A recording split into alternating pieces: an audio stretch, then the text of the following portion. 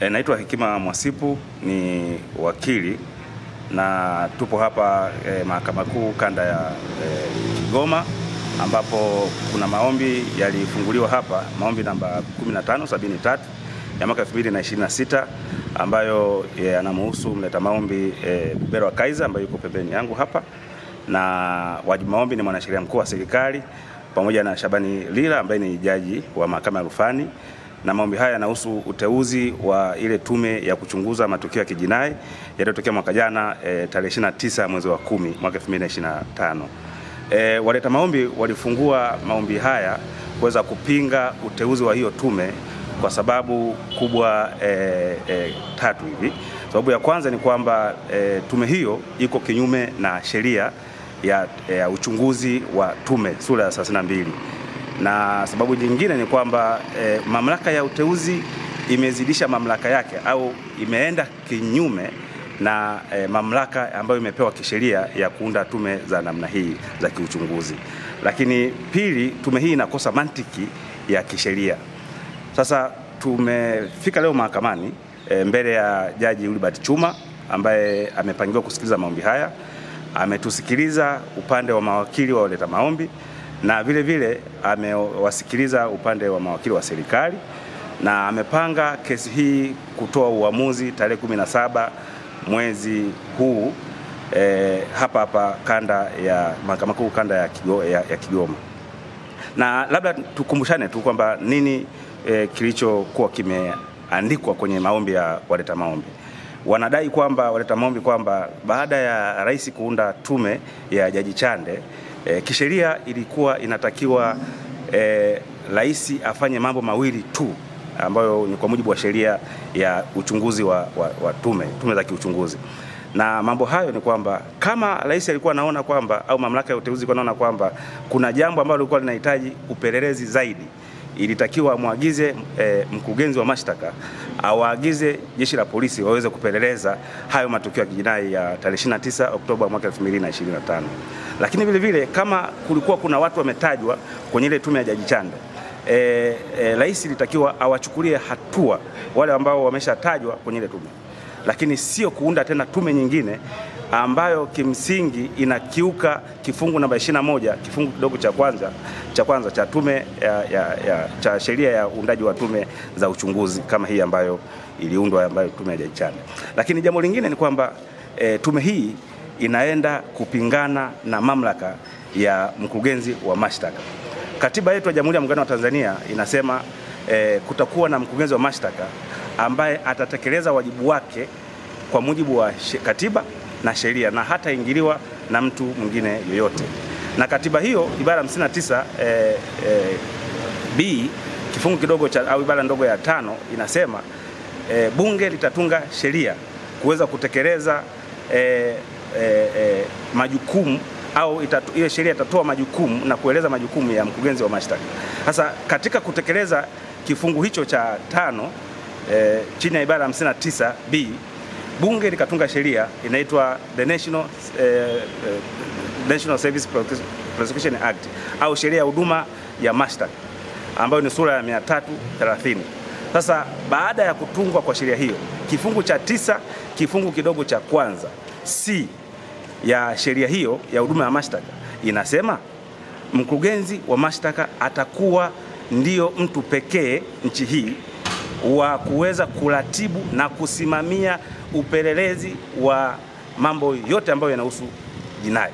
Sasa ukiunda tume nyingine ambayo inaenda kufanya kazi sambamba na mamlaka ya DPP, kidogo kisheria inakuwa sio jambo ambalo linakuwa linakiuka sheria na linakiuka katiba. Hii ndio hoja ya msingi. Lakini hoja nyingine waleta maombi ni kwamba walitegemea kwamba baada ya kuundwa kwa ile tume ya Jaji Chande, sasa walitegemea mamlaka ya uteuzi iende ikayafanyie kazi yale ambayo au watu ambao wametajwa katika ile tume, lakini badala ya kutekeleza yale ambayo yametajwa inaenda tume nyingine, kitu ambacho ni kosa vile vile kisheria.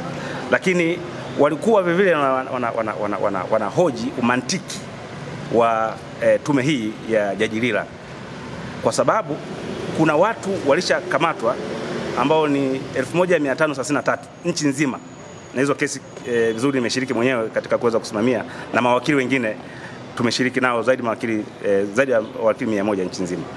Tumesimamia hizo kesi na baadhi ya watumiwa wamehukumiwa, na kuna baadhi wameshinda kesi zao, na kuna wengine DPP aliamua kuwaondolea mashtaka kwa maana alinta nole. Sasa unaunda tume iweze kuchunguza ujinai wa watu ambao tayari wengine wameshapatikana na hatia, wengine tayari DPP ameshafutia mashtaka, na kuna wengine katika hilo kundi la 1533 tayari wameshapatikana na hatia. Je, ushahidi ukija ukasema baadaye kwamba kuna baadhi ambao tayari wameshapatikana na hatia wamefungwa, na hii tume tena imesema kwamba hao wamehusika tena, kitu ambacho kisheria huwezi kumhukumu mtu mara mbili, sheria inakataza. Sasa kimantiki kidogo inaita kwa kasi, na ndio maana waleta maombi wakaona kwamba kuna haja ya kuleta kesi hii mahakamani ili Mahakama Kuu iweze kufanya mambo mawili. La kwanza ni kutengua uteuzi hiyo tume, sababu iko kinyume na sheria. Jambo la pili ni kuweza kukataza hiyo tume kwenda kufanya upelelezi wa kijinai wa matukio yaliyotokea tarehe 29 mwezi Oktoba 2025 kwa sababu yanakiuka sheria ambazo nimeshazitaja hapo awali. Sofa tunasubiri hiyo tarehe 17 mahakama itatoa uamuzi wake, then baada ya hapo tutajua nini cha kufanya. Mimi ninaitwa Bobero Kaiza, raia wa Jamhuri ya Muungano wa Tanzania.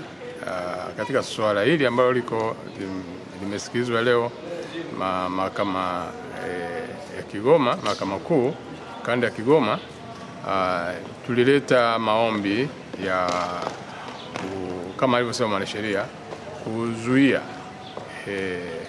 kufanyika kwa yale ambayo mamlaka ya rais ilifanya kwa kuteua tume ya Jaji Lila na wenzake kwa ajili ya kufanya uchunguzi wa kijinai juu ya kinachodhaniwa kwamba ni makosa ya jinai ambayo yametokana na tume ya Jaji Chande.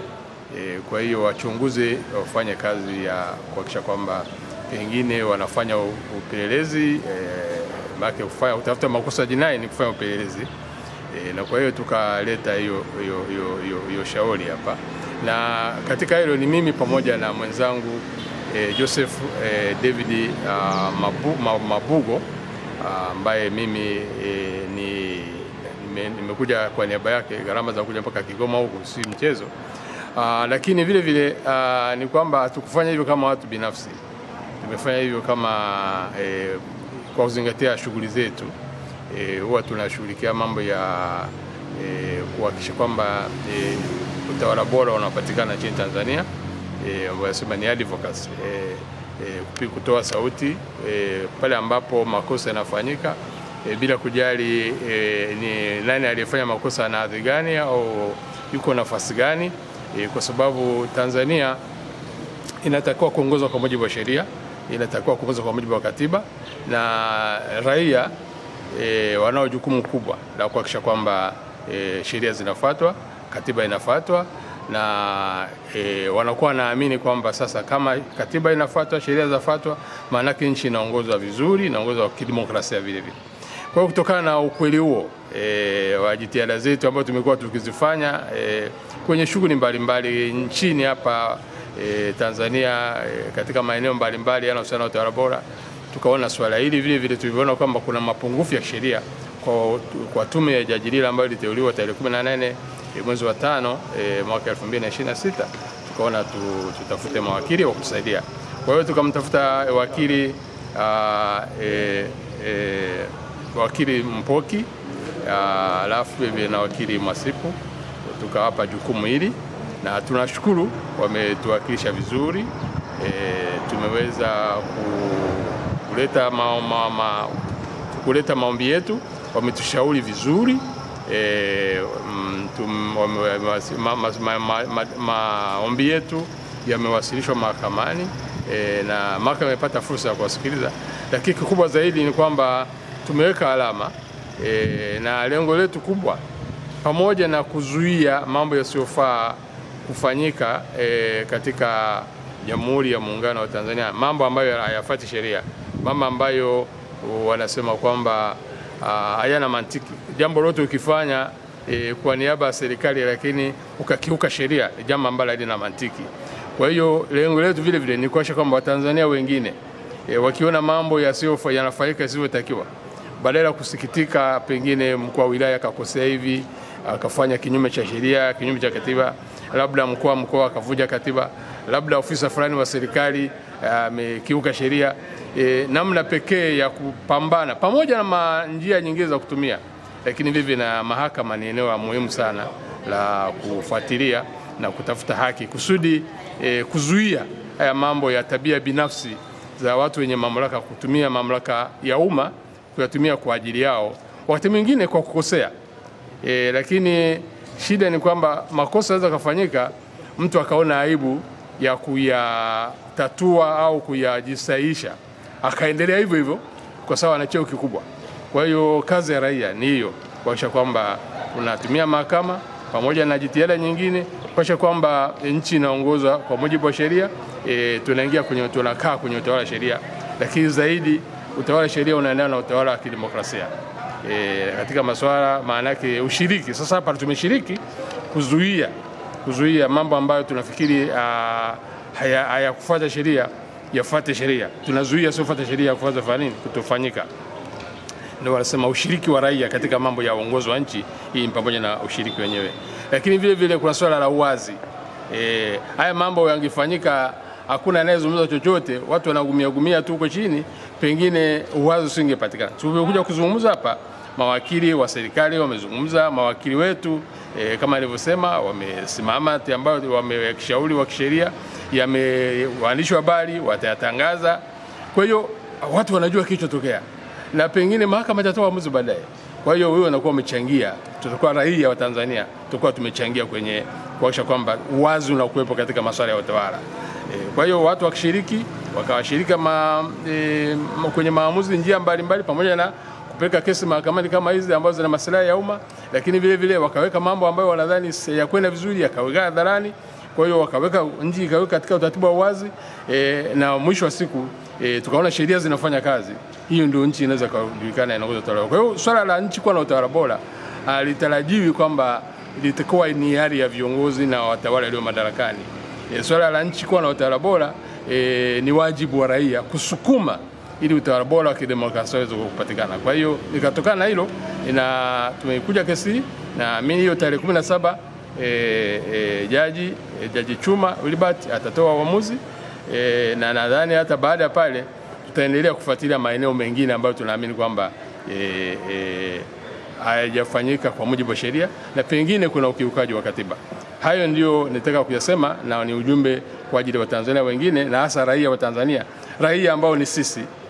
Raia, kuna watu ambao wanaonewa huko kwenye wavuvi wadogo kule, kuna watu wanaona mambo yanatokea kule, wakulima vijijini, wakulima wadogo, kuna wachimba madini kule wadogo, kuna wafugaji huko, wote unasikia wameonewa hapa, wameonewa hapa, hawezi kujitetea. Kwa hiyo hii ni namna vile vile kuwawezesha kusimama na sheria, ili sheria vile vile iweze kuwasaidia, na katika kuwasaidia kuokoa na nchi iweze kuingia katika mlolongo au mteremko, kwenye neno Kiingereza wanasema trajectory, waingie kwenye trajectory ya utawala bora.